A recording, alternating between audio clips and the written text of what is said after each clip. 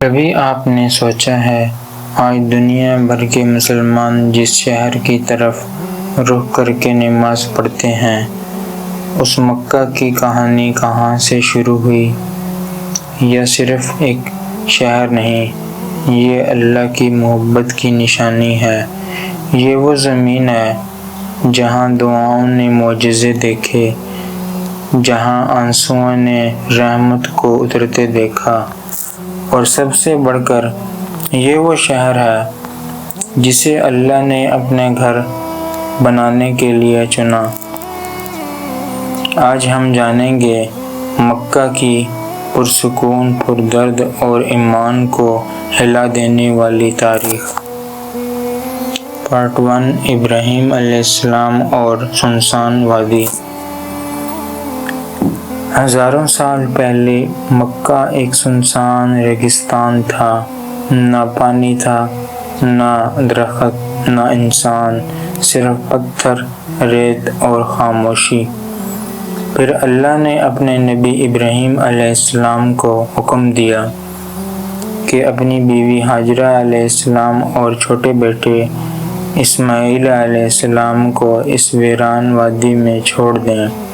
سوچئے، ایک ماں تنہا، گرمی سے جلتا ریگستان، اور ایک معصوم بچہ۔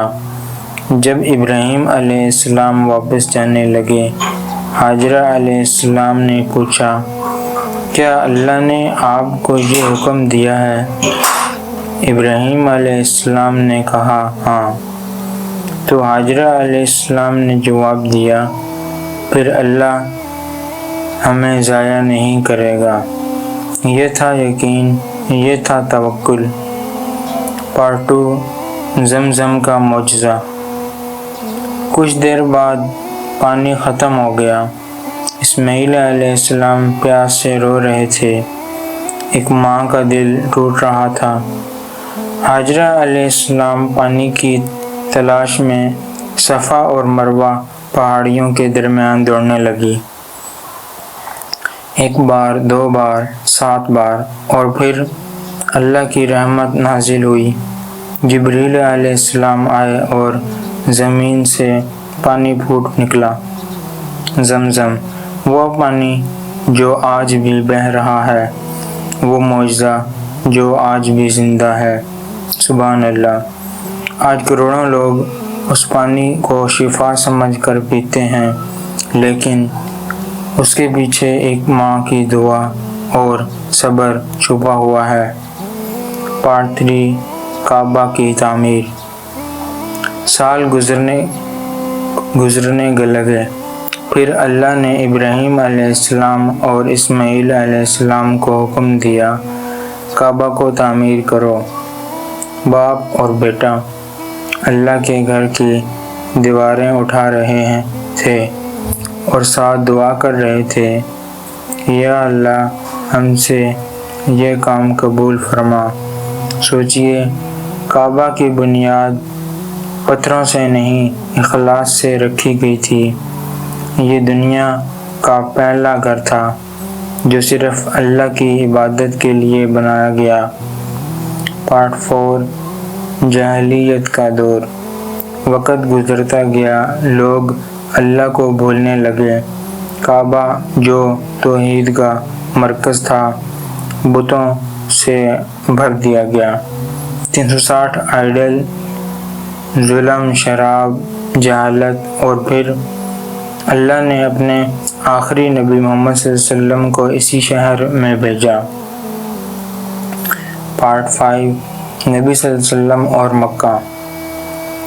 مکہ کی گلیوں میں ایک سچے انسان کی آواز گونجی، لا الہ الا اللہ، لیکن لوگوں نے مذاق اڑایا، پتھر مارے گئے، تکلیف دی گئی، بائیکاٹ کیا گیا، یہاں تک کہ نبی صلی اللہ علیہ وسلم کو اپنا پیارا شہر چھوڑنا پڑا۔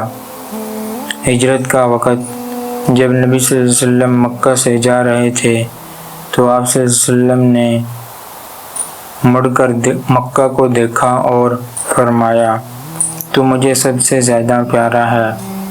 یہ الفاظ صرف محبت نہیں تھے، یہ درد تھا۔ پارٹ 6 فتح مکہ۔ 8 سال بعد نبی صلی اللہ علیہ وسلم واپس آئے، لیکن بدلہ لینے نہیں، رحمت بن کر 10,000 صحابہ کے ساتھ مکہ میں داخل ہوئے۔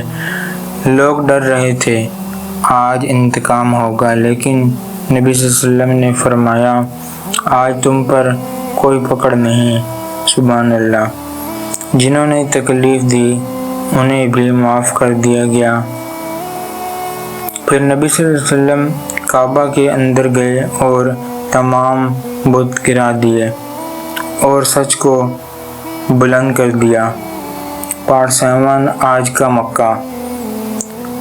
آج ہر سال کروڑوں مسلمان مکہ آتے ہیں، ہر رنگ، ہر زبان، ہر ملک کے، لیکن سب کا رب ایک ہی ہے، سب کا قبلہ ایک ہے۔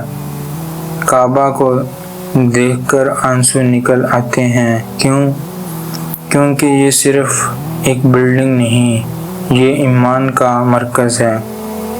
یہ ابراہیم علیہ السلام کی دعاؤں کا نتیجہ ہے، یہ محمد صلی اللہ علیہ وسلم کی محبت کی نشانی ہے۔